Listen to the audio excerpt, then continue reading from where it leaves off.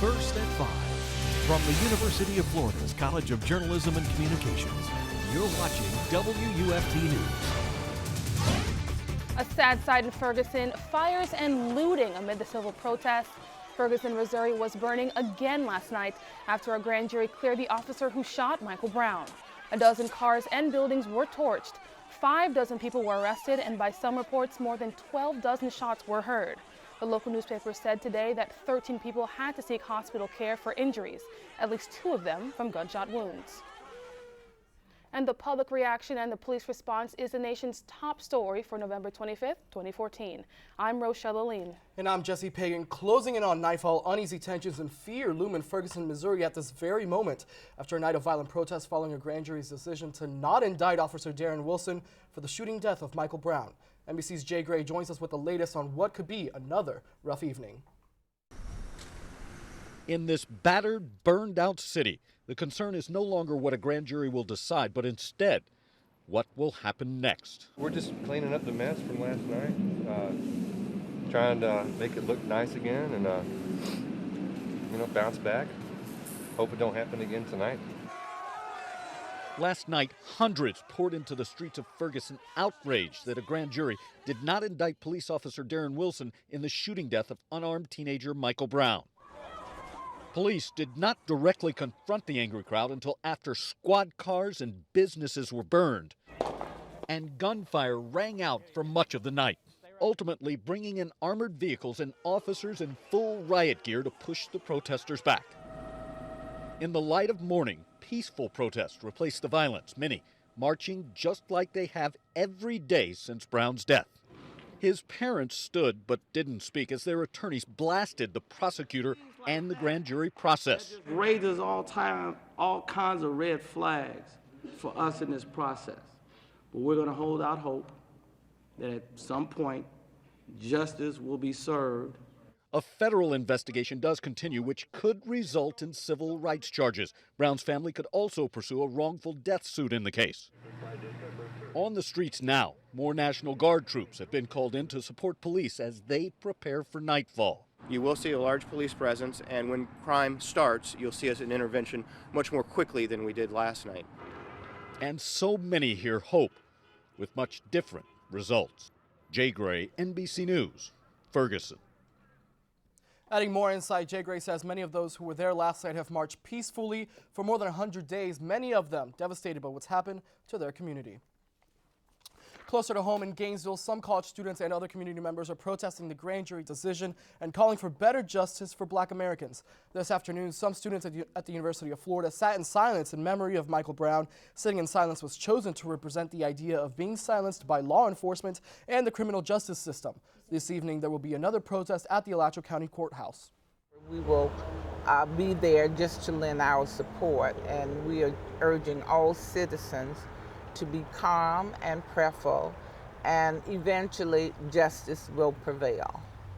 The demonstration is planned for 6 p.m. at the courthouse on Main Street. Now, one of the frustrations in the Michael Brown case was the conflicting statements of witnesses and a lack of key video evidence. There was a distant audio recording of the final shots, but nothing to show the final encounter or the initial confrontation. WUFT's Christina Mendez joins us with the story of how that lack of tape may become rare. That's right. In a society that loves video and gadgets, the dynamics are really changing. Dashcam video is already familiar turf for Highway Patrol in most states.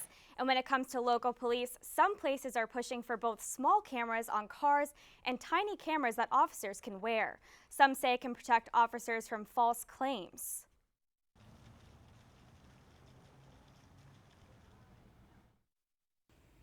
In Alachua County, deputies are not only armed with guns and tasers, but with a self-defense weapon that's not physically harmful.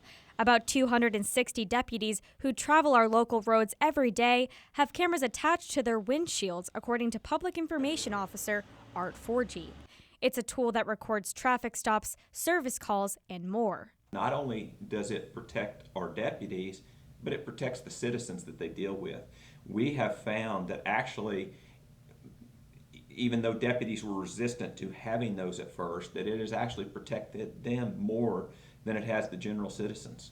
The sheriff's office has looked into equipping deputies with body cams, but that poses other problems, including a flood of public record requests and privacy concerns. I realize that an important issue like what happened in Ferguson, you can't put a price on what those would have given you, but unfortunately, when you go to purchase those and purchase the server space to store the videos, you are talking dollars and cents, and it's just simply not in the budget. 4G said it would take millions of dollars to get body cams for Alachua County deputies up and running, but he believes it would hold everyone to a higher standard in their actions. For those who don't trust police to roll the tape, there's an app for that. A Ferguson-inspired cell phone app called Mobile Justice is designed to let people discreetly record video and audio of encounters with police.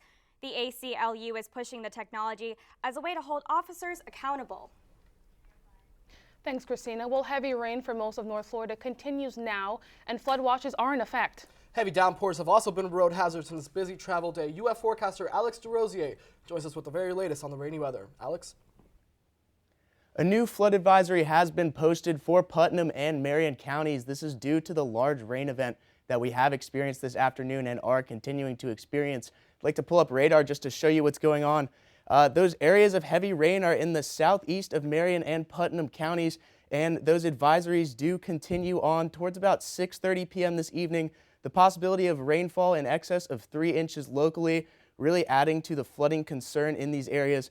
Also a swath of some moderate rain through Gainesville all the way up to the Jacksonville-Duval area that does bear watching. Cedar Key as well getting in with Levy County, experiencing moderate rain across most of the county.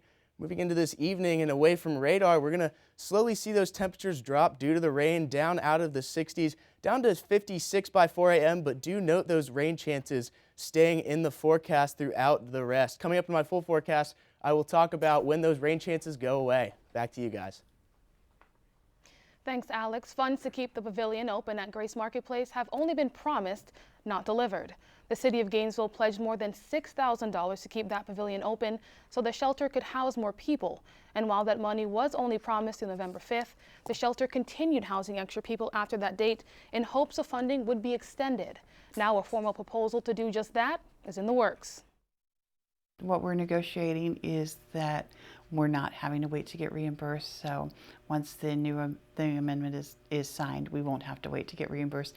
We're a tiny agency, so sometimes it's a little bit of a struggle for us. But you know, it's a new contract, and we expected to have some hiccups along the way. The shelter hopes the city will extend the extra funding to staff the pavilion through the upcoming fiscal year, ending in September of 2015. With the holiday shopping season beginning, theft is a big concern. Now you've probably heard the advice about parking in well-lit areas and not leaving your valuables in the car. But there are also specific scams to watch out for in the coming weeks. WUFT's Bianca Bahamondes joins us from the newsroom live with police advice for avoiding those pesky traps. Bianca? So what should you be doing to protect yourself from these thieves and scam artists? Although scammers are present year-round, you should take extra precautions to protect yourself during the holidays, as there tends to be an increase in scams during this time. With Black Friday kicking off the holiday shopping season, scam artists are aware that people are spending more freely, so they might try to take advantage of you. Most of the time, once again, I go back to even brick and mortar stores. You have to go to a reputable source. And I think most of the big box stores and most of the department stores here in town are pretty much well known for being reputable. So the only real time you'd have to worry about a scam is maybe just a roadside shop or something like that just kind of comes up out of nowhere. Specific scams include fake postal deliveries, where in order to pick up your package, you must first give them your information over the phone. Others include stealing debit card information or making copies of the magnetic stripe info on gift cards. But these days, you must also be careful of the countless internet scams, whether they be through emails or fake websites. When it comes to online, just make sure that you're shopping with reputable online vendors. We understand that there are some great deals on Craigslist, eBay, stuff like that, but buyer beware. You need to do your research and figure out if you're going to do a transaction. Pick a safe place, even the lobby of the police department, to do a transaction. One scam already active in the area has nothing to do with the holidays. People pose as if collecting for GRU and say you have to authorize a green dot debit card transaction over the phone to avoid shutoff. Police say if you grow suspicious about anyone calling you, to hang up and call the business directly. Bianca Bahamondes, WUFT News. Thanks, Bianca. Coming up on WUFT, the unrest in Ferguson is far from over. As the nation reacts to the results of a grand jury decision in the Michael Brown case, we'll take a closer look at their decision after the break. And will anyone challenge the president's immigration moves in court? We'll tell you about a governor who says it needs to be done. Stay with us.